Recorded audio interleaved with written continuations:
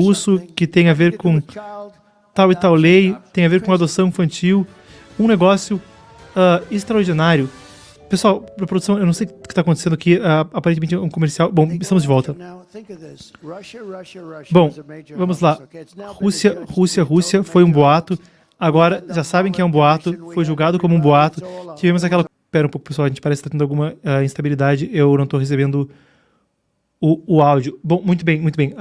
Parece que a gente está resolvendo. Ok, vamos lá.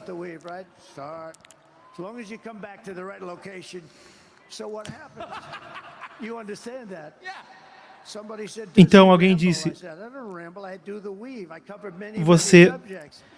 você fica resmungando, mas não é que eu resmungo, é só que eu passo por várias coisas, eu faço ondas, eu falo de várias coisas, o que é genial, e pode-se dizer que eu resmungo, mas é uma resmungada genial.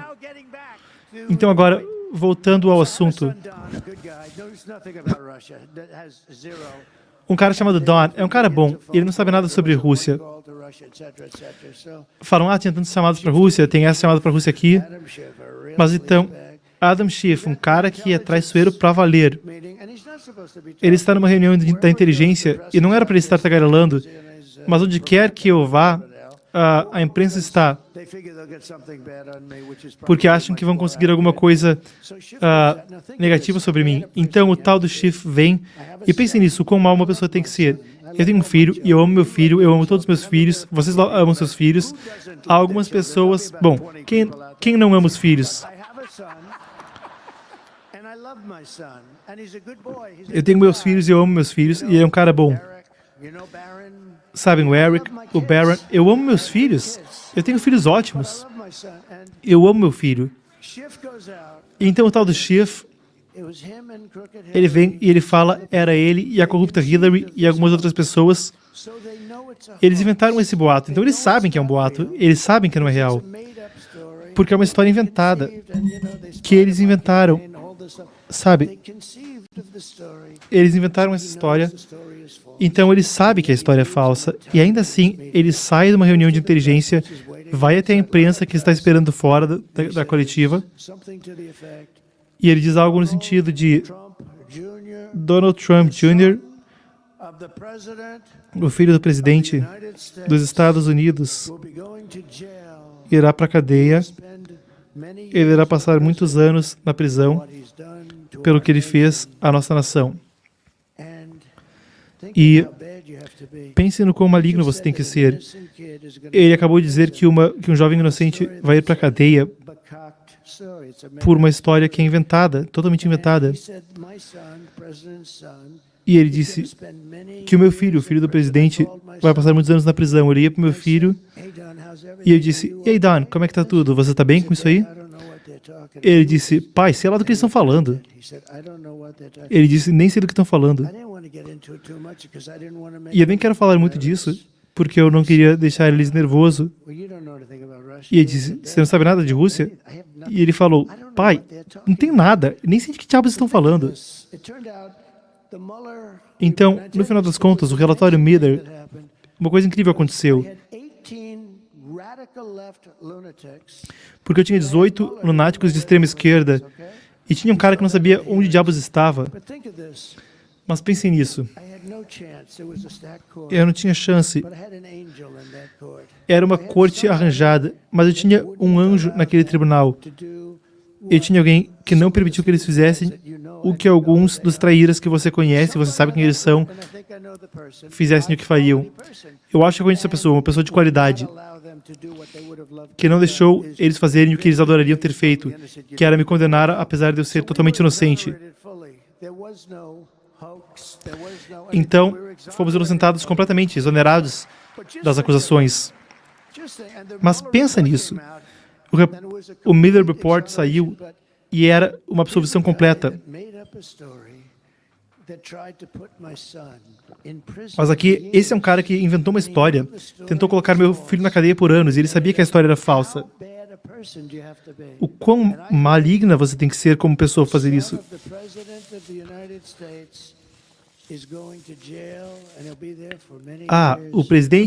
O filho do presidente dos Estados Unidos vai para a cadeia. e vai ficar lá por muitos anos. Cara, imagina isso. Você é um jovem e você ouve essa porcaria. Como você tem que ser maligno? Então dá pra saber que é fake. Ele inventou. E sabem, ele é um contador de histórias também. Escreve boas histórias.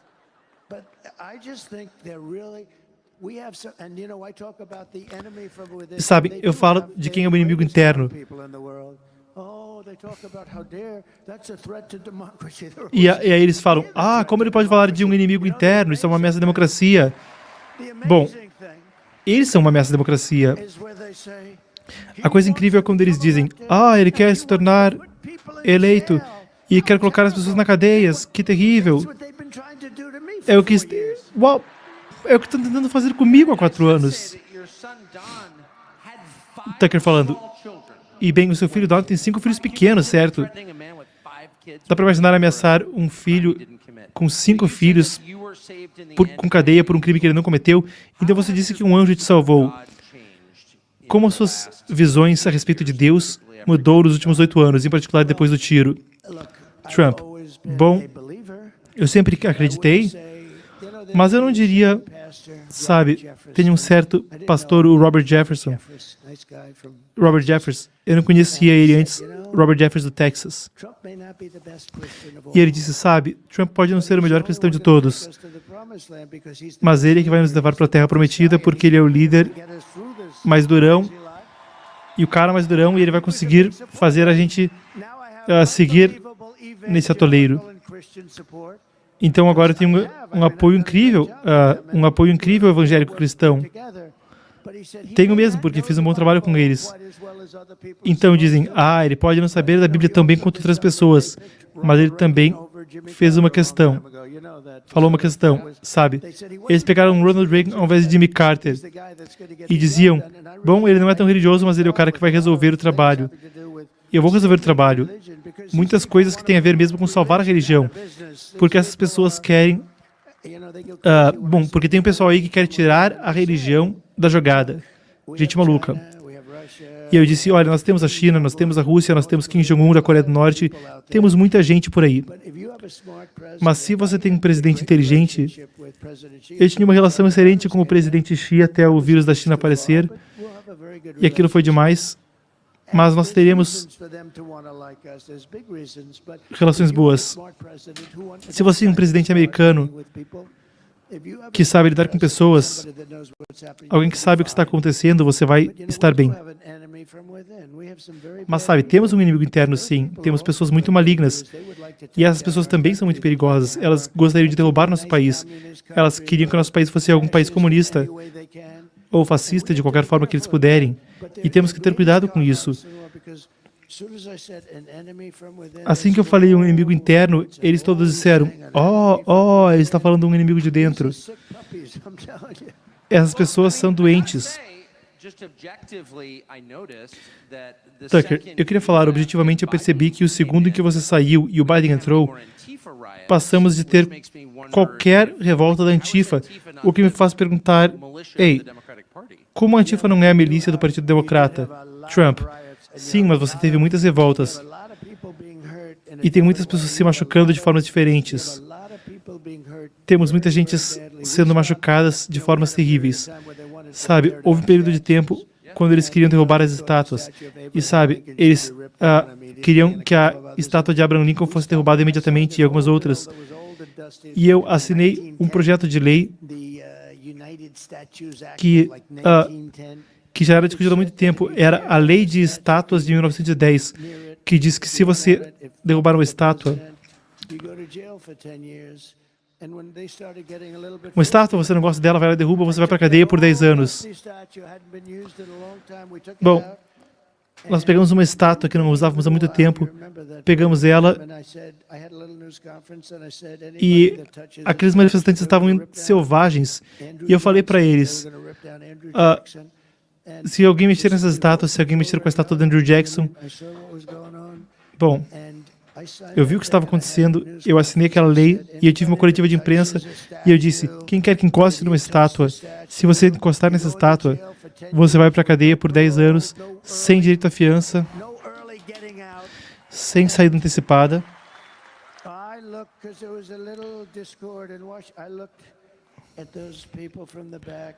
Eu estava olhando para as pessoas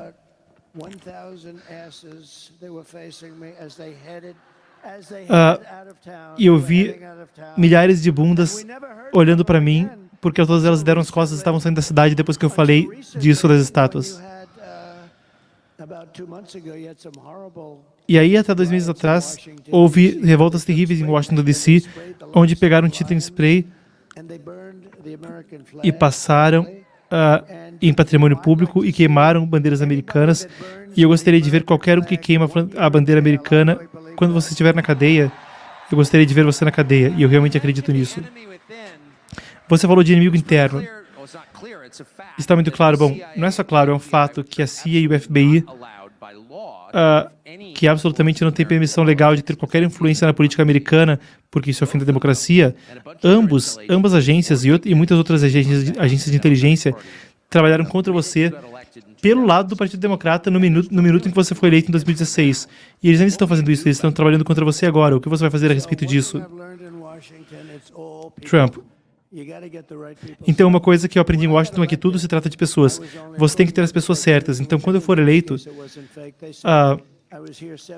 eu ouvi das fake news, e às vezes acho que nem era fake, que eu tinha estado 17 vezes em Washington na minha vida, e eu não conhecia Washington bem. Eu era um cara de Nova York. E, bom, eu não conhecia ninguém. E eu não conhecia ninguém em Washington. Eu fui pra lá e eu era o presidente. Eu tava do tipo, eu nem conhecia ninguém. Alguém quer jantar comigo, alguma coisa assim? E até falei com alguns rhinos. Não tem mais tantos rhinos. Eles são uma raça em extinção agora. Rhino é um acrônimo para republicano só no nome. Então eu tinha algumas pessoas no governo e eu percebi, bom, acho que eles têm filosofias diferentes do que eu teria, ou que você teria. E nós tivemos muita gente boa no comércio, gente boa no exército. As pessoas que são bons militares, não os maus militares. E qualquer uma dessas pessoas que tem a ver com o Afeganistão, por exemplo, tem que ser demitida imediatamente. Todos os generais devem ser demitidos imediatamente. Sabem, o Biden não demite ninguém. É por isso... Bom, na verdade, motivo número 1, ninguém liga para ele. Parece, vamos fazer um livro sobre Biden. Mas ninguém liga, na verdade. Mas eu não acho que Biden demitiu ninguém. Será que ele demitiu alguém? Acho que ele não demitiu muita gente. Quando eu não gostava das pessoas, eu demitia elas. E ele então recebe um telefonema do New York Times ou de alguém, porque eles realmente são inimigos do povo. Inimigos do povo. Aquelas pessoas bem ali, ele aponta para a mídia. Nem todas, mas talvez uns 91%. Eles são os inimigos do povo. Então, vão dizer, ele foi demitido. E a coisa interessante sobre demitir pessoas é que você pode demitir elas de forma muito gentil. Eu já demorei meses reduzindo a demanda, vamos pensar. E no final elas são demitidas e eles acordam no dia seguinte, aquele filho da mãe me demitiu. Ou você pode fazer o que eu fazia no Aprendiz e dizia, demitido, saia daqui agora mesmo. Quando você demite alguém, você demite alguém. Eu descobri depois de anos que você pode só pegar e demitir a pessoa. E eu também faço outra coisa. Eu digo, eu não faria isso de volta. Porque eu sou uma pessoa gentil, eu não quero machucar ninguém. Eu digo, me dê uma carta. Me dê uma carta. E eu dizia, olha, não está funcionando. Me dá uma carta. O que isso significa? Então eu escrevi uma carta e aí ele vai dizer que ele renunciou. E ok, tudo bem. O problema é quando isso acontece e se torna uma história gigante. Tal fulano foi exonerado. Mas virtualmente cada pessoa que me deu uma carta de renúncia, todas as pessoas que saíram, elas só saíram porque essencialmente eu disse, você está demitido, saia daqui. Mas eu quero ser gentil porque eu não estou querendo demitir alguém publicamente. É só se, alguém não conseguir fazer o trabalho. Sempre tem gente com quem não funciona. De forma interessante, às vezes as pessoas, você pensa que elas estão ok, mas que elas não são tão boas, e aí elas, no final dos contos, são realmente boas. Mas tem pessoas que você pensa, elas vão ser fenomenais, e no final das contas ele não entrega. Mas eu tive algumas pessoas, sabem como vocês falam do John Bolton. Um amigo meu me ligou depois que eu contratei ele e me disse, cara, não contrata ele, ele não é bom. E eu disse, é problemático, mas eu gosto dele por outros motivos. Ele é a pessoa, ele, o Cheney e alguns outros, esses lunáticos, eles fizeram Bush entrar no Oriente Médio e criar guerra no Oriente Médio para gastar 9 trilhões de dólares. Lembram, diziam, não vá ao Iraque, mas se você for no Iraque, fique com óleo. E eles não ficaram com nada. Sabe, o Iraque é um país com muito petróleo. Eles têm 400 bilhões de dólares agora. Mas eu disse, não vai. Mas eu disse como um civil na época. Mas, seja como for, se foi notícia porque eu tenho uma publicidade desproporcional. Mesmo antes de eu disputar, eu já era um pouco envolvido, sabe? Muito envolvido com certas declarações, eles ligavam pedindo opinião, e eu dizia, cara, não vai, é uma decisão terrível. Então, o Bolton,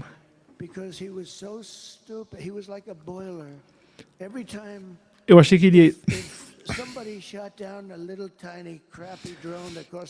ele iria bem. Se alguém de repente atirasse, mas, bom, teve algumas coisas. Quando ele via qualquer dronezinho que alguém comprou por 50 dólares em qualquer camelô, ele já queria ir em guerra contra a Rússia. E quando as coisas aconteciam, eu via ele ficando muito, muito vermelho com aquele bigodinho ridículo. E internacionalmente, bom, eu fui até o Kim Jong-un. Ele também estava lá. E parecia que, não brinca, o cara quer mesmo ir para a guerra. Bem, e com Putin também. Quando Putin aparecia, dizia, e aí, como vai? Então o Bolton ficava espiando de duas fileiras para trás, com aquela, e dava a impressão de que, rapaz, esse cara quer ir para a guerra contra mim. E também mudamos o oleoduto Nord Stream 2. Isso é outra coisa que é ótima. O senso político deles é muito interessante. Eles adoram dizer que eu era amigo da Rússia, que eu trabalhava para a Rússia, que eu era um espião russo. Essas pessoas dizem, o maior trabalho que a Rússia já teve era o Nord Stream 2, era o maior oleoduto do mundo, ia da Rússia para a Alemanha e por toda a Europa. E eu acabei com o projeto. Ninguém queria acabar com o projeto, mas eu parei o projeto. A coisa ficou parada. Então, bom, para ser justo com o Biden, ele já era burro há 35 anos. Mas ele vem e ele aprova. Mas ele tira um oleoduto nosso que precisamos, o Keystone XL. Mas pense só nisso, é coisa dura. Era para ser do outro jeito. O Keystone vai, mas o russo não vai. E eu fui para a Alemanha e os diferentes países, mas principalmente a Alemanha, dizendo, bom, vamos ver então. Nós estamos ajudando vocês e protegendo vocês da Rússia, mas vocês estão pagando a Rússia bilhões de dólares por mês por petróleo. Como é que isso vai funcionar? Todo o conceito não funciona, mas eu parei com isso acontecendo. Então, eu fiquei ouvindo reportagens de que, eu sou um boneco para a Rússia. Eu sou um boneco para a Rússia. Como eu sou um boneco para a Rússia? E eu até, o Putin me disse em certa ocasião, bom, vocês acham que você é um boneco agora? Eu não quero ver quando você estiver com raiva. Tucker só se trata das pessoas. Quando você tem as pessoas, vai ir muito bem. É que nem o pessoal das construções, da indústria das construções. Se você tem uma construção ótima aqui, e tem um inquilino ótimo, e ele está alugando, e ele está pagando, bom, você ainda pode construir a mais naquela mesma construção. Você pode criar um anexo, mas você tem que fazer com cuidado, porque senão as coisas não vão ficar boas. Então, o que eu estou falando é, vamos pegar isso aqui que funcionou de forma excelente, funcionou bem, e vamos pensar nisso, porque você tem que ter as pessoas, tudo se trata de pessoas boas, tem que colocar as pessoas para dentro. E para ser justo, eu me tornei presidente dos Estados Unidos, e eu nunca fiz isso antes. É bastante bom. Eu estava dirigindo a Avenida Pensilvânia, a Avenida Pensilvânia com a Melania, a nova primeira-dama. Bom, falando na Melania, ela está com o best-seller número 1. A Melania agora é a autora do best-seller número 1 do país. Vão lá e comprem, é um livro excelente, realmente é.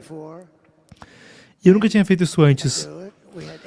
Eu faço, então. Tínhamos 81 pessoas, incluindo eu. Tínhamos debates, então tínhamos 15, 16, 14 pessoas. E muitas pessoas achavam que eu estava fazendo ajustes por diversão. Ah, ele está se divertindo com esses ajustes, mas eu não estava. Bom, até que estava. Mas muitos dizem, nós começamos e nós enfatizamos aqui. E bem, tinha muita gente interessante. Pessoal, eu peço perdão se a tradução está truncada. Trump está oscilando entre um assunto e outro muito rapidamente.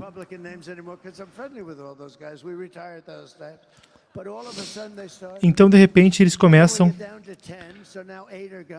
Então, chegam a 10 pessoas e 8 já foram. E desceu para 10. Lembram? Precisamos de 2 estágios, porque tinha o estágio infantil e o estágio dos adultos. E tudo era baseado nos números, na audiência, na popularidade, em como você está indo. Então, primeiro foram 10, depois houve 8, então houve 5, então 4, 3, 2, 1, certo? E, de repente, eu sou o indicado, o nomeado. E muita gente pensa, ele nem queria ser, mas eu queria ser. E os gênios diziam, ele não realmente queria ganhar, ele não queria realmente ganhar, ele é extremamente antagônico.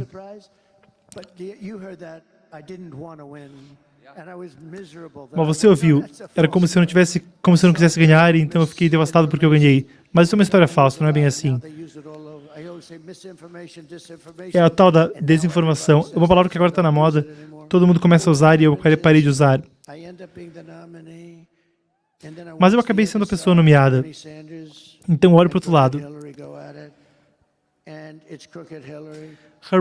Harry Sanders e Hillary Clinton estão disputando.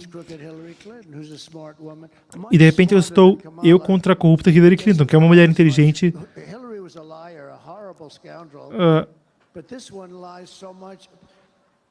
Hillary mentia muito, mas essa daqui de agora, ela mente muito. Ela é um indivíduo de QI baixo.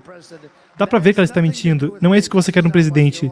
E não tem nada a ver comigo. Isso, aquilo lá não é o que você quer. Ela é um indivíduo de muito baixo QI. Ela é burra como uma pedra. E não dá pra ter isso, não dá pra ser assim. Amamos nosso país demais, não dá pra ser ela. Acabamos de passar 4 anos disso, não dá pra mais.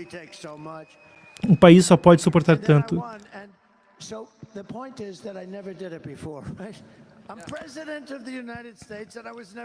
Eu me tornei presidente dos Estados Unidos e eu nem era político antes. E eu escolhi algumas pessoas boas, Lighthizer, outras pessoas boas. É tudo sobre as pessoas, tem que ter as pessoas corretas. Pergunta, quando você disputou as eleições, os líderes heróis do Partido Republicano eram as famílias Bush e Cheney. É estranho para você ver a Liz Cheney, a filha do Dick Cheney, correndo contra você com Kamala Harris? Bom, eu acho que isso, na verdade, prejudica a Kamala muito. Olha, ela é uma pessoa desarranjada. A razão pela qual ela não é como eu é porque ela queria ficar no Iraque. Sabe, quer ser uma pessoa durona, as pessoas morrem, ela é durona. Mas não esqueçam, eu já disputei contra ela. E no estado dela, que é um estado lindo, ela perdeu um cargo eletivo no Congresso com os maiores números da história. Nunca houve uma candidata perdendo daquele jeito por mais de 40 pontos. E isso porque estavam sempre naquela situação onde desistiam. Mas o motivo que ela não conseguia me suportar era ela queria ir para a guerra com as pessoas e eu não quero ir para a guerra. Ela queria ficar na Síria. Eu queria tirar as pessoas da Síria. Ela queria manter as pessoas no Iraque. Eu tirei as pessoas do Iraque. Se fosse por ela, estaríamos em guerra em uns 50 países. E sabe, número 1, isso é muito perigoso. Muita gente morre. E número 3, é muito caro. É muito caro. É por isso que devemos 36 trilhões de dólares. É aquela questão onde você vai para a guerra e o vencedor fica com o espólio. Ou seja, você vai lá, você entra no país, você pega o petróleo, mas agora nós vamos ao país, nós só bombardeamos um monte e daí saímos. E por quê? O que está rolando aí? Nós bombardeamos o Oriente Médio inteiro e aí saímos. O que ganhamos? Não ganhamos nada. Destruímos. Vamos lá e bombardeamos tudo. Quando eles pegaram o Iraque, você tem o Iraque e o Irã, potências antagônicas com milhares de anos, que durante muito tempo na fronteira migraram, lutaram por cá, lutaram por lá, lutaram por cá, lutaram por cá. Então, de forma egoísta, nós só pegamos e um dia vamos lá e bombardeamos um, destruímos um. E de repente o e por sinal, agora o Irã tem o Iraque no bolso. O Iraque é como uma subsidiária. E o pai dela fez tantos movimentos negativos, sabem? Eu fui muito crítico do pai dela por anos. Eu nunca encontrei ele.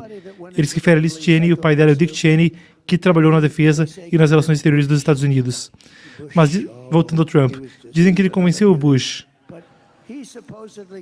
Ele supostamente teria convencido Bush de que ele, Bolton e alguns outros peso-pena, convenceram ele de que ele deveria ir ao Oriente Médio e matar um número grande de pessoas comuns. Mas eu sempre fui muito crítico, e quando eu digo que sou muito crítico, não é só pessoal, mas ele fez erros terríveis. O que essas pessoas estão fazendo? Nós gastamos 9 trilhões, trilhões com T, não é nem um B de bola, é T. Normalmente eu digo não é milhão, é bilhão, mas agora eu estou dizendo não é bilhão, é trilhão. Nós gastamos 9 trilhões de dólares para bombardear tudo no Oriente Médio. E o que conseguimos, além de muita gente morta por toda parte? Não temos nada. Então eu era muito crítico. Então eu anunciei que eu estava disputando a presidência e eu fiquei chocado que ele me endossou imediatamente. É incrível. Mas ele tinha uma coisa que era muito interessante. Ele tinha a Scooter Liberty. A Scooter Liberty era um homem que poderia dar um pé em Bush, dar um tiro no pé em Bush. Então, ele sofreu processos judiciais e ele foi quase o bode expiatório. Então, para alguém que não nota muito sobre o que está acontecendo, eu disse, bom, esse cara foi muito maltratado. Se eu fosse presidente, eu faria alguma coisa a respeito. E quando eu me tornei presidente, na verdade, eu liguei para o Dick Cheney e eu disse, deixa eu perguntar para você da Scooter Libby.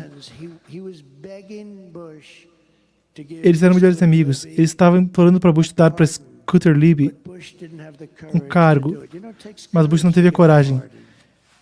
Um perdão presidencial, sabe? É necessário tem uma certa quantidade de pressão atrás de um perdão. Mas ele não teve o culhão de fazer. Mas o que acontece é que o Dick Cheney, por muito tempo, ele odiava Bush. Não deixe ninguém dizer o contrário. Ele odiava Bush. E a Scooter Libby realmente salvou Bush, porque ele poderia ter dito coisas que teriam sido muito perigosas para o Bush em termos de impeachment, em termos de cadeia ou ter coisas ruins acontecendo. Mas Scooter Libby não fez aquilo.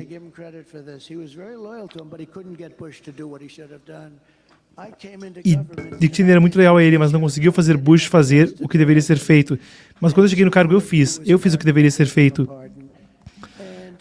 Falavam da Scooter Libby que tinha que ter um perdão e eu dei um perdão. Eu nunca escondi Scooter Libby, nunca falei com ele antes disso. E eu recebi um telefonema de Scooter Libby depois que eu fiz aquilo. E ele chorou me agradecendo tanto.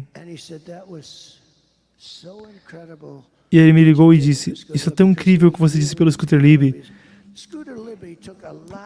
Porque o Scooter Libby sofreu muito e recebeu toda essa ódio, e todo esse ódio. Eu não disse nada mal de Cheney ou de Trump, porque temos pessoal que mente, certo?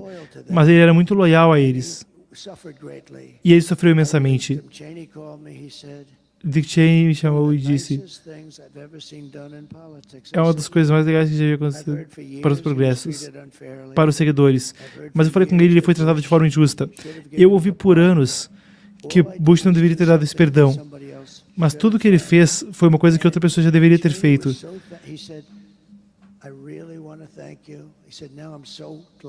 E ele disse: eu realmente quero agradecê-lo. Eu estou feliz que eu te endossei agora, que eu te apoiei. E eu não falei com ele sobre isso. Então, sabem, chegamos agora, alguns anos depois, e eu não culpo ele de ter ficado do lado da filha dele, mas a filha dele é um indivíduo muito burro, muito burro. Ela é uma pessoa radical. Bom, uma pessoa radical contra guerras. Mas vamos ver como ela se sente quando as armas estão na cara dela. Bom, as pessoas de uma perspectiva mais... Algumas pessoas dizem: vamos mandar 10 mil tropas para a boca do inimigo. Mas ela é uma pessoa estúpida. E eu costumava ter reuniões com muitas pessoas. E ela sempre queria ir para a guerra contra as pessoas. Seja ela... Eu fiquei um pouco surpreso com o Dick Cheney. Eu só tinha telefonado uma outra vez. E ele me disse: muito obrigado por fazer isso pelo Scooter Libby. E por sinal, o Scooter Libby não conseguia acreditar no que tinha acontecido. Deviam ter feito anos antes. Mas eu fiquei um pouco surpreso, porque na verdade eu pensei que Dick Cheney iria falar e ir atrás de mim, não atrás da filha dele. Mas ela é uma pessoa má. Outra coisa, tem o comitê do 6 de janeiro. Eu disse isso para a fake news que está ali atrás acompanhando. Eles aprenderam muitas coisas fraudulentas.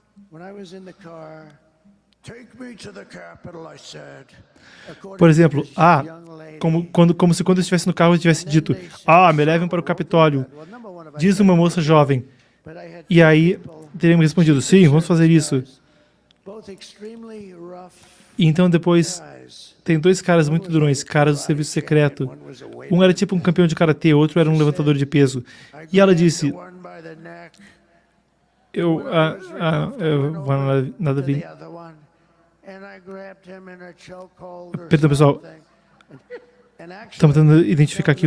Houve uma breve questão com o áudio. Muito bem, estou ouvindo. Vamos lá.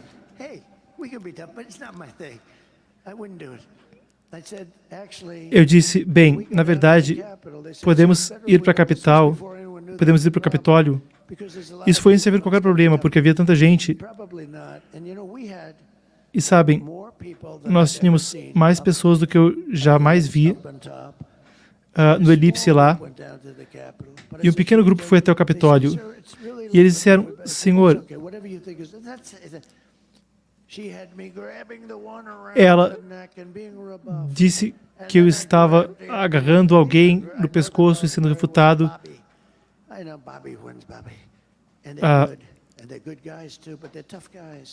São caras durões. Eu acho que eles poderiam ter me atacado se houvesse alguma discordância. Eu sou um pouco mais velho. Meus amigos amam essa história e dizem: não estrague a história. É uma ótima história. Mas foi totalmente inventada. Mas o Comitê do 6 de Janeiro, dizem que é o Comitê Seleto do 6 de Janeiro.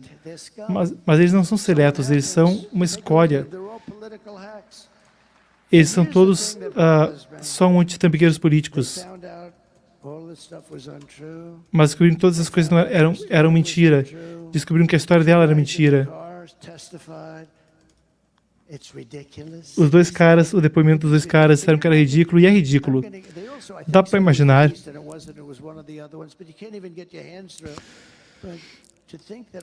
mas pensar que eu iria atacar ao mesmo tempo que eu iria gritar ao mesmo tempo com tanta gente. E então dizem que eu voltei para a Casa Branca, eu adoro essa história, e que eu comecei a jogar hambúrgueres pelo lugar todo. Então, para terminar a história, o que aconteceu é terrível. Passou 1 ano e meio e o Kevin McCarthy, que é um homem muito bom, fez um erro, porque nós queríamos que o Jim Banks e o Jim Jordan estivessem no comitê. Então haveria 8 ou 9. E ele me ligou sobre isso e dizem, não querem o Jim Jordan e não querem o Jim Banks porque eles são muito combativos. Então o Kevin disse, não queremos ninguém no comitê, achamos que esse comitê é uma fraude. Isso foi bom por um dia, mas por anos não tinha ninguém para lutar por nós naquele comitê do 6 de janeiro. Quem estava lá no comitê, do lado republicano? O Adam Kinzinger e a Liz Cheney, era eles que estavam no comitê, então esses eram os 2 republicanos. Kinzinger, que é um maluco total, e Cheney, que é pior que ele. Falam que era uma comissão bipartidária. É piada. Eu nunca gostei da ideia, porque Jim Jordan e Jim Banks, eles são bons, temos ótimas pessoas que seriam ótimas e que pelo menos teriam equilibrado as coisas. Mas eles acabaram o relatório, eles queimaram e destruíram e deletaram tudo depois. Tudo. E então descobriram que Nancy Pelosi, que era culpa dela, eu ofereci 10 mil homens da Guarda Nacional e descobriram que a Nancy Pelosi era quem teria recusado.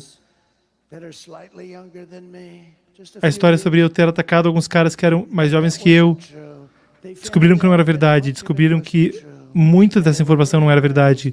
E estavam muito envergonhados.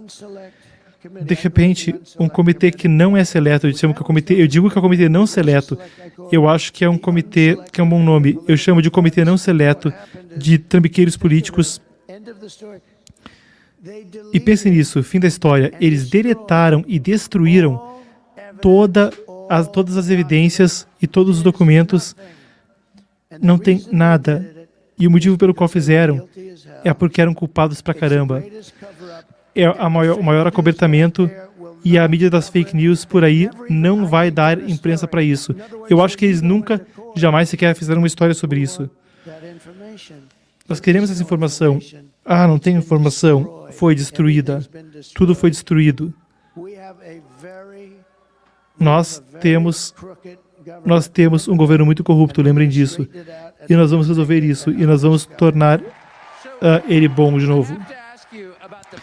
Tucker, eu tenho que perguntar. Eu ouvi que você está considerando perdoar o Hunter Biden, é verdade? Trump, não. Eu não gosto da ideia do que está acontecendo, eu não gosto. Eles instrumentalizaram o governo, mas eles instrumentalizaram contra eu como ninguém nunca instrumentalizou. O caso grande foi o caso dos documentos. Um caso na Flórida que já ganhamos e também estamos ganhando outros casos. Mas eu dediquei dinheiro e tempo a isso. Ao invés de disputar para valer contra essas pessoas estúpidas, eu tive que, ao invés de gastar muito dinheiro e tempo, que é o que eles queriam.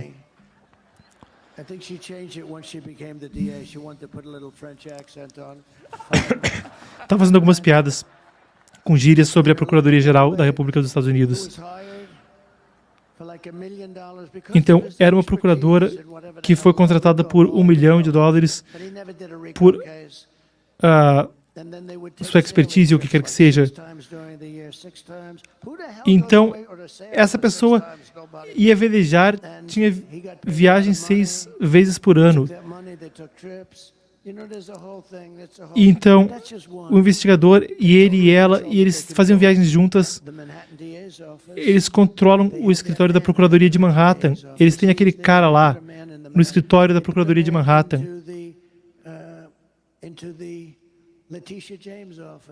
E colocam esse cara no escritório da Letitia James. Ele que está administrando tudo.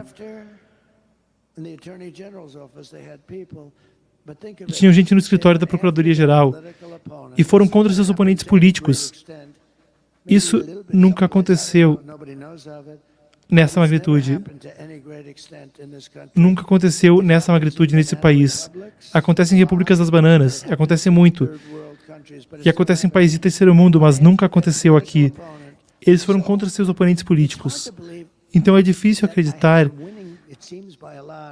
que eu estou ganhando e eu estou ganhando parece por muito. Se eles não ultrapassarem muito, se eles não ultrapassarem demais, sabe, descobrimos muitas coisas nos últimos 3 dias, você viu? E descobrimos que muitos votos e uma certa contagem em alguns condados, condado de Caresta, descobrimos muitos votos ruins. 2.600 votos com a mesma assinatura, mesma caneta, mesma caligrafia, tudo, 2.600. Talvez tenha alguma explicaçãozinha, não é? Encontramos 2.600 deles e fomos dar uma olhada. É difícil aceitar que eu estou ganhando a eleição por muito. Eles têm que manter, temos que ter poucas trapaças. Temos que ter poucas trapaças. Mas com tudo que eu passei com esses animais e o que eles fizeram com esse país, como eles têm administrado esse país entre a instrumentalização do governo e a fronteira, pense, eu estou liderando por muito, e estou liderando em todos os estados-chave. Depois de tudo que fizeram, eu gastei milhões de dólares. Eu gastei milhões de dólares em despesas legais. Metade do meu tempo vai para isso. Eles podem fazer campanha, mas tomam metade do meu tempo, e eles são quem é desonesto. Mas é difícil acreditar. Dá para acreditar que os números saíram na noite passada? E eu estou liderando por bastante até. Muitas coisas podem acontecer ainda, mas estou liderando a pesquisa. Estou liderando na pesquisa. Dá para acreditar, e o que eles fizeram contra mim, que eu ainda esteja liderando, que eu ainda esteja vivo, é totalmente impressionante. Essas são pessoas ruins. Tucker, então você expandiu e mudou o Partido Republicano, e uma das coisas incríveis que eu descobri é que os eleitores republicanos realmente ligam para algumas questões que eu não pensei que eles ligassem, como comida limpa, ar limpo, ambiente limpo. Você, de alguma forma, ganhou o apoio total do Bob Kennedy, um democrata de vida toda, que agora é um apoiador de tempo integral para você. O Trump disse que ele é um homem muito bom também, por sinal. Então, como isso pode ser depois que você se eleger? Trump. Bom, eu sinto... É interessante sobre esse tipo de coisa. Primeiro de tudo, eu quero ser eleito. Eu não gosto de falar assim. Muitas pessoas... Eu sei que mesmo quando eu disputei antes, a Hillary tinha um escritório onde eles ficavam entrevistando todo mundo. E eu falava, cara, não quero fazer isso, eu quero ser eleito primeiro e depois a gente aperta o horário. Ela tinha esse escritório gigante, entrevistando gente para trabalhos. E, na verdade, é bom fazer isso, mas eu quero ganhar. Eu quero ganhar em 5 dias daqui.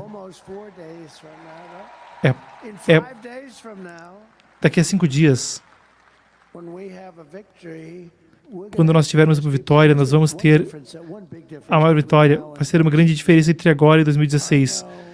Eu sei, eu conheço Washington pelo teste na vida real, provavelmente melhor do que qualquer ser humano que já contratou pessoas. Então eu passei de não conhecer ninguém e ter que disputar, dependendo, bem, para ser justo, Mike Pence e muitas outras pessoas. E é isso, tinha Mike Pence, tinha outros, e eles eram boas pessoas até. A Chris Christie recomendou algumas pessoas.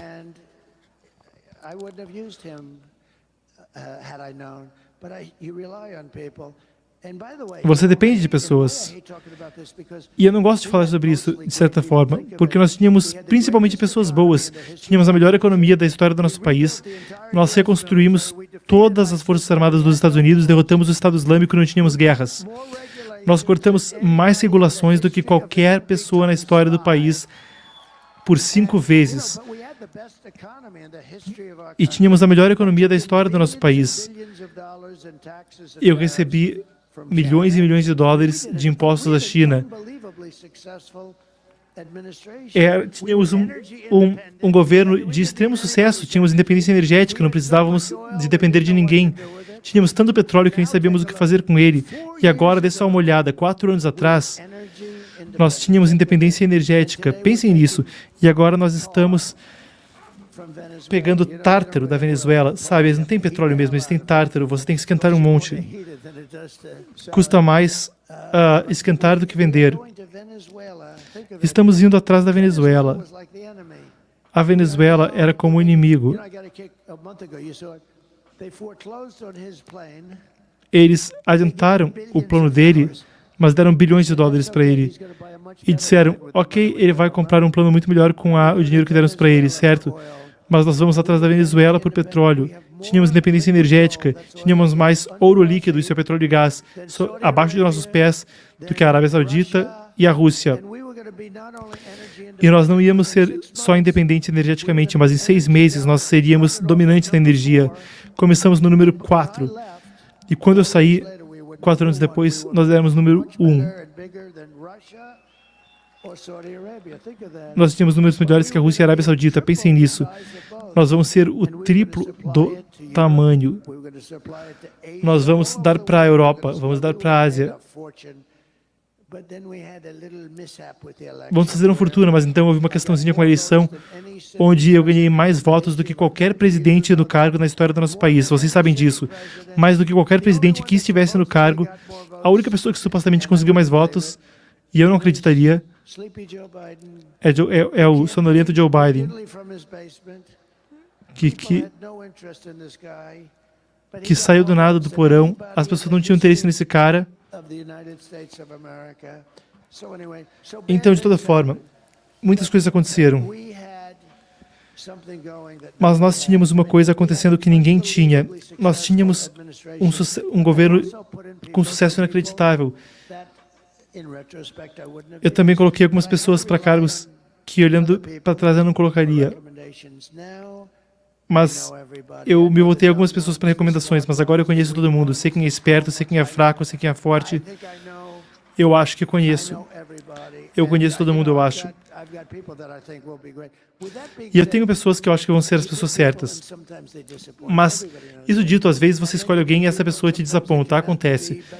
E às vezes você pega alguém e eles se destacam, fazem uma entrevista melhor. Ah, sim. Temos algumas grandes pessoas em Washington. E agora eu acredito que eu sei quem são as pessoas. Tucker pergunta, você acredita que o Bob Kennedy e o Elon Musk serão figuras específicas e relevantes, sem entrar em muitos detalhes, no seu governo? Trump diz, sim, eu acho que eles serão relevantes, acho que sim. Sabem onde é que ele está agora, o Elon? Ele está na Pensilvânia fazendo campanha para mim. O Elon. Aquele foguete, certo? Ele estacionou aquele foguete gigante de 22 andares. Eu achei que aquele negócio iria ter problema. É uma história maluca. Eu já contei a história hoje à noite. Eu estava falando com esse cara muito importante. Não tão importante como o Tucker, mas um cara importante.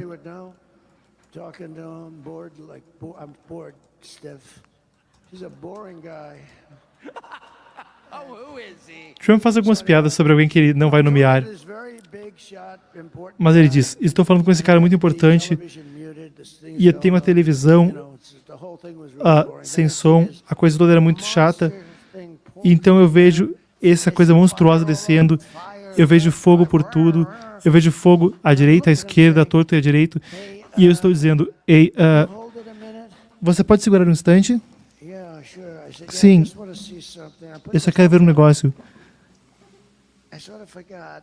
Eu totalmente esqueci.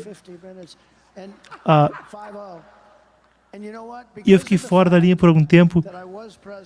E aí, devido ao fato de eu ter sido presidente, e pode ser que eu seja presidente de novo, ele segurou por um instante quando eu pedi. Eu peguei o telefone e falei, ai, droga, o telefone. Alô? Alô? Alô? Coitado. Mas eu tenho que falar isso. Ele saiu, eu vi que saiu. E era essa coisa branca. E agora está vendo algo vindo a uns 10.000 km/h, alguma velocidade que ninguém nunca viu. E está tudo queimado. E ele vem e ele vira. E tem o Gantry bem grande e bonito. E ele está vindo.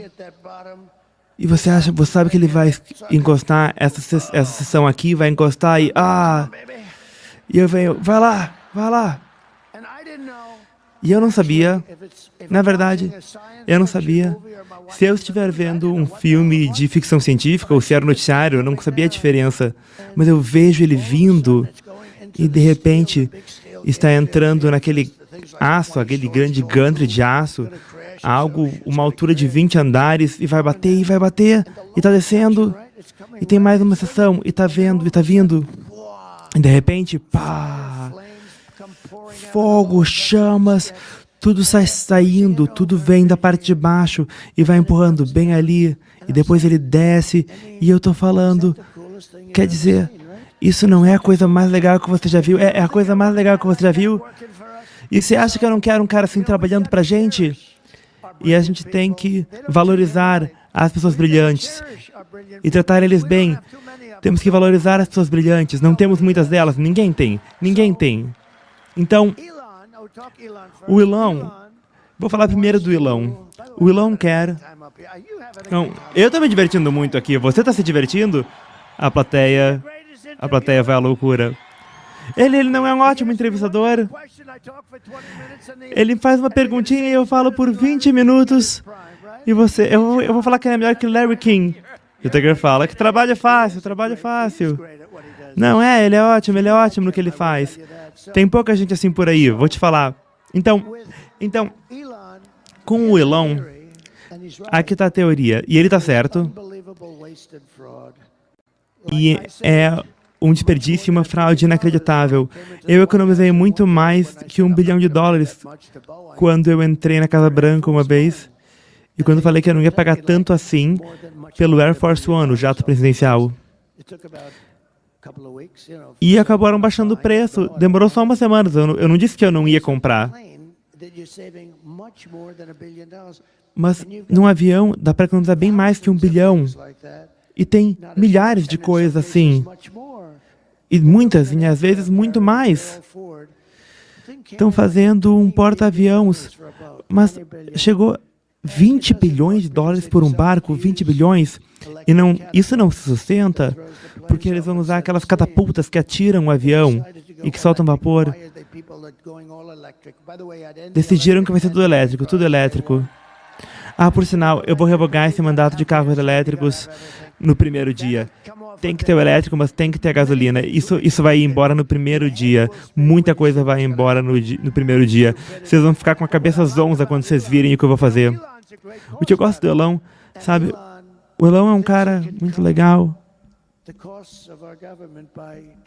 E o Elon acha que ele consegue cortar o custo do nosso governo em $2 trilhões. Esse é o déficit inteiro, porque está nesse nível agora. Por sinal, temos o maior déficit que já tivemos sob o governo dessas pessoas burras. Mas ele está falando que ele vai cortar $2 trilhões sem afetar ninguém, só cortar. E eu acredito que ele pode fazer, eu acredito nisso, e isso é realmente o que ele quer. Ele não quer virar o secretário de sei lá o que. Quer dizer, ele ia adorar se ele fosse, sendo honesto, mas ele só quer fazer essas coisas. Coisas que nem foguetes. Sabe, Tucker, ele diz que 90% dos foguetes, 92% vão, e tem a Coreia do Norte, a Rússia, mas para ele é 92%. E eu falei, você é a única pessoa que consegue fazer isso? A única pessoa que consegue aterrissar assim? E ele falou, vai estar usado antes de conseguir. E ele quer cortar custos, é isso que ele quer fazer, ele quer salvar o país. Ele falou que se o Trump não for eleito, é o fim do país. E eu conheci ele um pouco na Casa Branca, mas muito mais nos últimos meses, e ele me apresentou, ele me deu um apoio que foi tão bonito. Ele disse, se o Trump não ganhar, eu acho que é o fim desse país. Ele está preocupado com o país, ele está preocupado.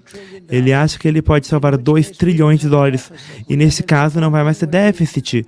A coisa inteira, $2 trilhões por ano, por sinal, por ano. E eu definitivamente... E daí, o Bob é ótimo. A única coisa que eu estou um pouco preocupado com ele, eu quero que ele trabalhe com saúde. E eu acho que não tem ninguém com ele. Eu acho que ele é ótimo. Tantas das coisas que ele falou. Porque nós não somos um país saudável. Se você ver alguns dos países na Europa, eles são muito mais saudáveis que a gente, ou países ricos, sabe? Tem que perder um pouco de débito ou algo assim. Mas, tipicamente, a gente foi muito bom nisso. Eu fui muito bom nisso. Eu consegui ir para os dois lados. Eu já tive muito pouco débito, já tive muito. E eu sei que é muito melhor ter muito pouco. E ele realmente quer com o pesticida e sabe, todas essas coisas diferentes. E ele pode fazer, eu falei que ele pode fazer o que quiser. Se ele quer dar uma olhada na injeção ou em qualquer outra coisa, eu acho isso ótimo. A única coisa que eu digo para o Bob é: deixa o petróleo, o ouro líquido embaixo dos nossos pés em paz. Porque a gente vai fazer gasolina com ele. Sabe o que a gente vai fazer? A gente vai liberar uma parte enorme disso e a gente vai, sabe, a Alemanha tentou ficar toda verde e eles quase destruíram o país. E esse foi o fim da Angela, por sinal. Foi o final da Angela. Eles queriam fazer as turbinas eólicas e daí o vento parou por uma semana e foi quase o fim do país. E eu estou falando meio de brincadeira, mas olha só, Bob, eu gosto muito de você na saúde. Eu quero que você tome cuidado das mulheres desse país, dos homens desse país e das crianças desse país. Você não tem que se preocupar com mais ninguém, mas a única coisa que você tem que fazer para mim, Bob, é deixa o ouro líquido, o que está embaixo do meu pé, esse gás, você deixa isso para mim, Bob, porque a gente vai fazer tanto dinheiro. Dinheiro limpo. E a gente tem, olha só, a China não tem isso. E é por isso que a China tem que ir para o elétrico. Se a gente for para o elétrico, a gente vai entrar na mão deles. A gente tem petróleo e gás. Eles não. Eles têm as coisas que fazem as baterias e outras coisas. Então, eles fazem o carro elétrico. A gente não vai fazer carro elétrico. Carros elétricos são muito bons para aplicações pequenas ou para... Mas eles são caros demais, eles vão ser feitos na China e são alguns probleminhas que a gente tem. Olha só, eles querem fazer tanques do exército elétricos. Por quê? Porque eles querem poder invadir países com os tanques elétricos deles, o que vai ser muito amigável do ponto de vista da poluição, e a bateria vai ser tão grande. Eles têm um design onde o tanque do exército está entrando e eles têm tipo um vagão, tipo um carrinho de criança, com essas baterias enormes. E essa é a Guerra Verde? Não, essas pessoas são doidas, eles querem que os caminhões sejam assim. O problema é que o caminhão não vai muito longe. Esse é o problema. Sabe o que mais é um problema? Então, os caminhoneiros vêm me ver porque eles acham que eu vou ganhar e eles vêm me falar comigo e eles são caras muito legais. Alguém sabe o Roger Penske? E ele tá esse negócio de caminhões. Eu acho que ele ganhou 19 prêmios de Indianápolis. E olha só, o Japão gasta bilhões para resolver as corridas. E a Alemanha também, e o Roger Penske é um cara, ele ganhou 19 500 de Indianápolis. E isso foi 19 anos atrás, talvez seja mais. Eu queria dar um prêmio para ele, porque ele merece. Mas os caminhões vieram falar comigo e falaram: senhor, eles querem vir com essa coisa elétrica e isso vai destruir a indústria. Porque um caminhão é 2,5 vezes mais pesado quando ele tem uma bateria. E eu falei, isso não é bom, eu não gosto disso. O que isso vai fazer com a suspensão? O que vai fazer com as pontes? Todas as pontes, todas as ferrovias dos Estados Unidos teriam que ser reconstruídas porque eles não aguentam esse tipo de peso. E então, eles não vão longe. E eu penso, com quantas vezes você teria que parar para ir de Nova York até Los Angeles? 6 vezes.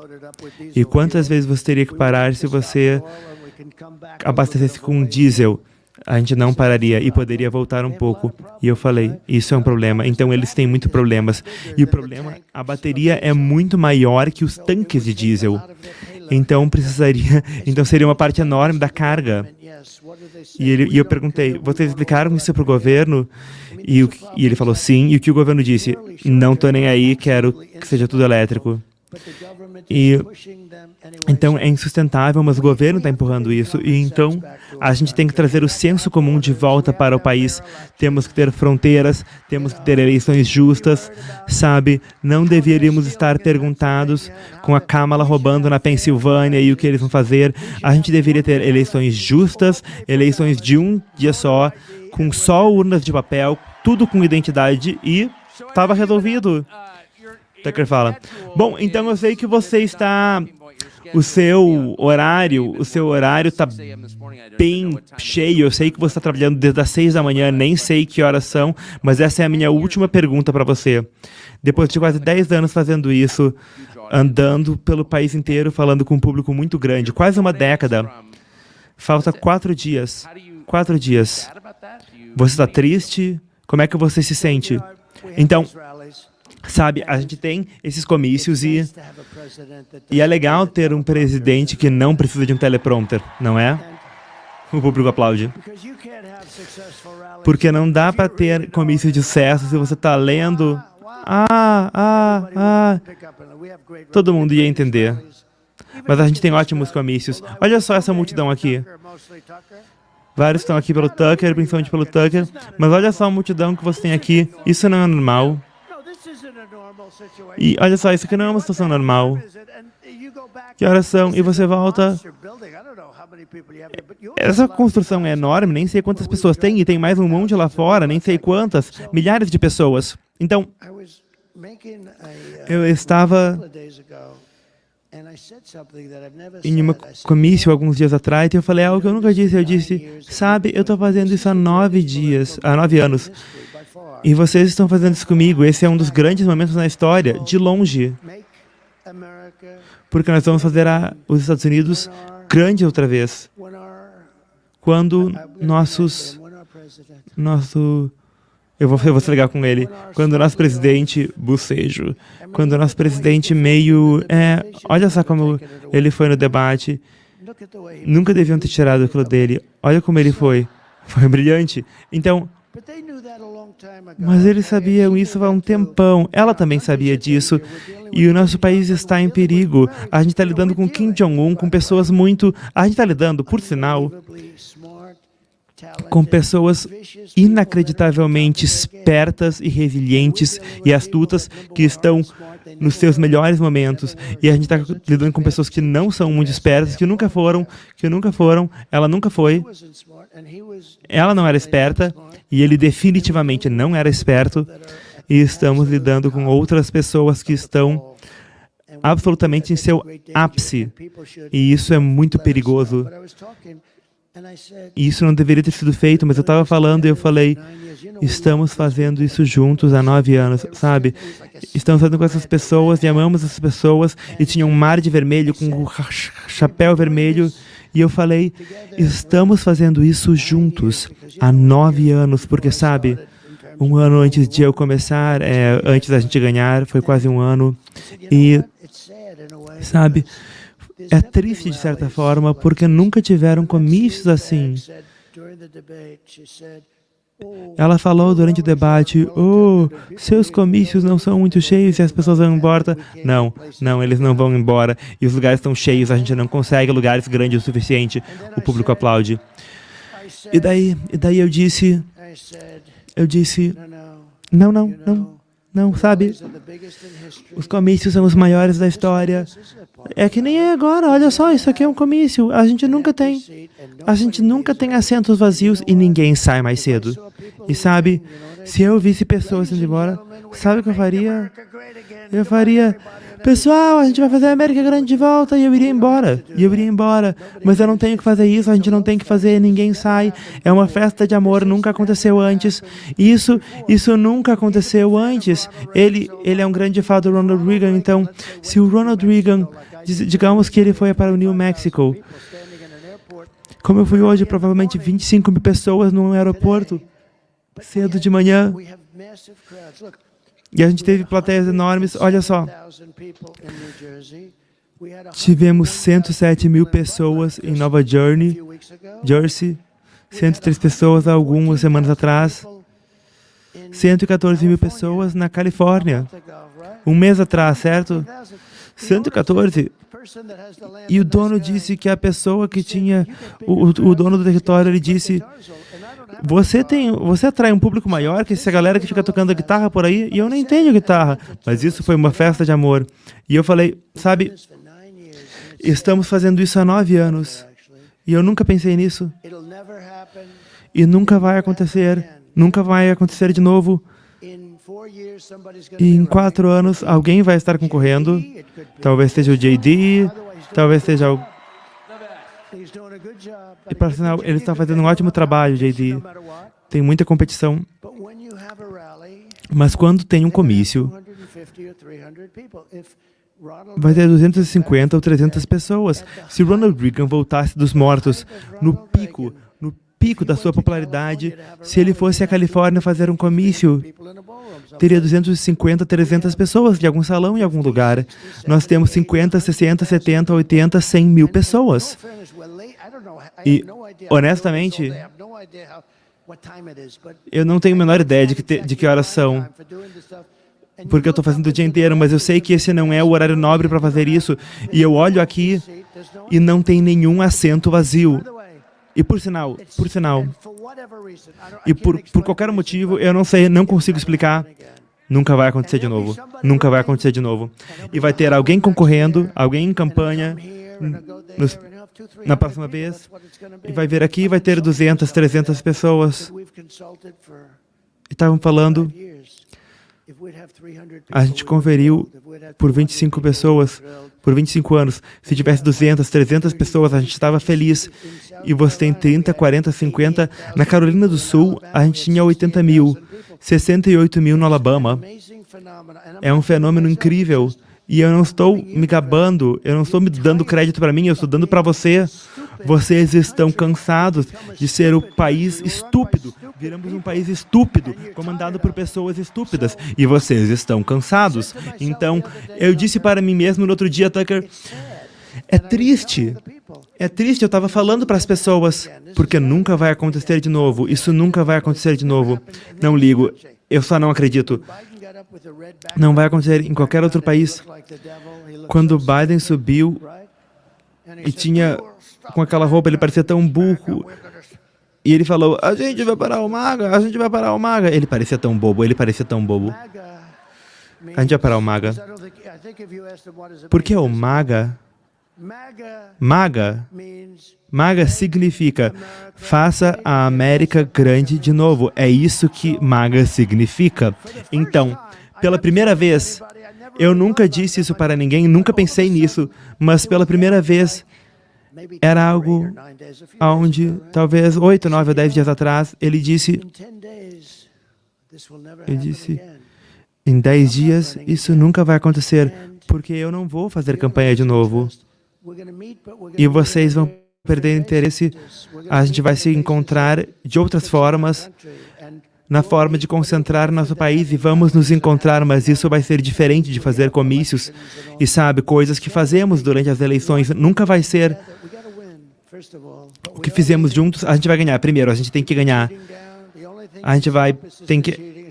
É só manter a trapaça por baixo, pouca trapaça, é a única coisa que pode nos parar. Se a gente ganhar, vai ser o maior evento da história da política. E vai ser o mais importante. Eu acredito que a próxima eleição é a eleição mais importante na história do país. A que vai vir em 4 dias. Mas eu falei para mim mesmo, é triste. Eu falei para as pessoas, algumas pessoas estão por aí chorando, pensando, tem pessoas que foram para 200, 250 comícios. Temos as lindas mulheres da Carolina do Norte, temos pessoas que foram para centenas de comícios. E elas falam, isso não vai acontecer, acho que nunca vai acontecer de volta. E a gente vai se reunir, mas vai ser diferente. Vamos nos reunir e a gente vai fazer a América grande novamente, vamos consertar nosso país, vamos ter fronteiras fortes, vamos ter eleições justas e vamos ter...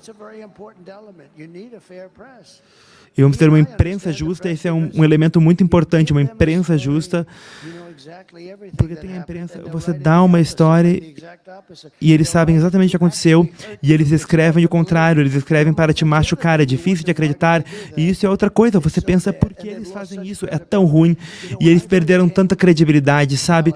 Quando eu entrei no início, quando eu entrei na política, a imprensa tinha 92% de aprovação. Ontem chegou a 14%. E, na verdade, eu estou muito orgulhoso disso, porque eu os expus por ser uma fraude completa. Eles são uma fraude. Mas, tomara, eles não vão ser uma fraude por muito tempo. Tomara. Isso é algo muito importante. Uma imprensa livre, uma imprensa de verdade é uma parte muito importante da grandeza de fazer um país grande. É quase como algo que junta tudo, mas também com um tipo de força policial. Mas eles são desonestos, são tão desonestos que não têm credibilidade. Pensa um pouco, 60 minutos, perguntam algumas coisas. E sabe, 60 minutos. Eles perguntam para ela e ela dá uma resposta que só um retardado daria.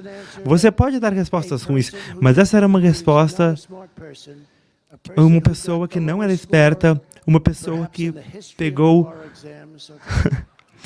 a pontuação mais baixa, talvez na história do bar, é o equivalente ao AB, talvez a nota mais baixa no exame da OAB. Essa é uma pessoa com QI baixo. Essa é a resposta de uma pessoa com um QI muito, muito baixo.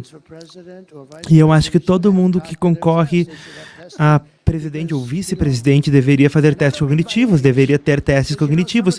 E eu não quero dizer por idade, porque alguns dos principais líderes do mundo eram octogenários, pessoas com mais de 80 anos. Então, eu conheço muitas pessoas que estão com 80 e tantos, e que fizeram bilhões de dólares.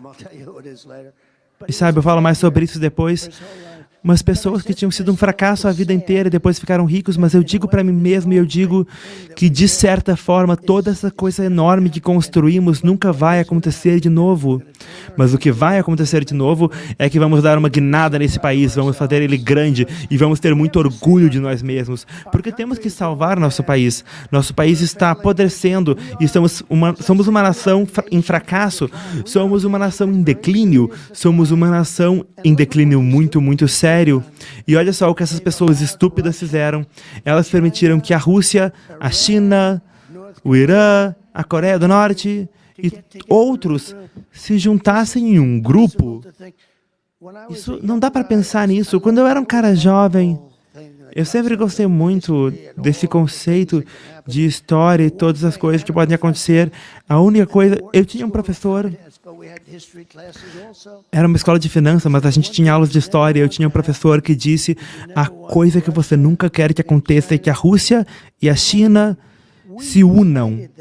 E a gente uniu elas. Por causa do petróleo, a gente uniu elas. E porque a gente uniu, é uma vergonha. É uma vergonha. A estupidez do que eles fizeram, eu vou ter que desunir eles. E eu acho que posso fazer isso também. Vou ter que desunir eles. Mas sabe, você nunca quer que a Rússia e a China e os inimigos naturais, porque a Rússia tem muito território e a China precisa dele. A China precisa daquele território. A China não tem território para todo mundo e a Rússia tem. Se você já viu o tamanho do território russo, é 4 ou 5 vezes, eu acho que tem 12 fusos ou alguma coisa assim, é enorme. Então, são inimigos naturais e a gente permitiu que eles se unissem. É algo tão perigoso. Outra coisa que estamos fazendo é que estamos perdendo o dólar como o padrão. Porque se essas pessoas que são tão... Se a gente perder o dólar como o padrão, isso é como perder uma guerra e não vai acontecer comigo. Não tem a menor chance disso acontecer comigo.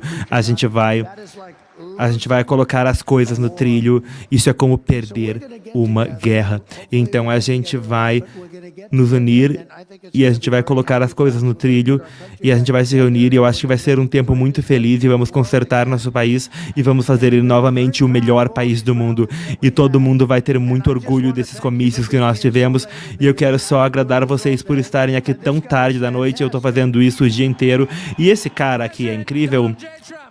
Então eu quero agora, Presidente Trump, senhoras e senhores, muito obrigado, muito obrigado.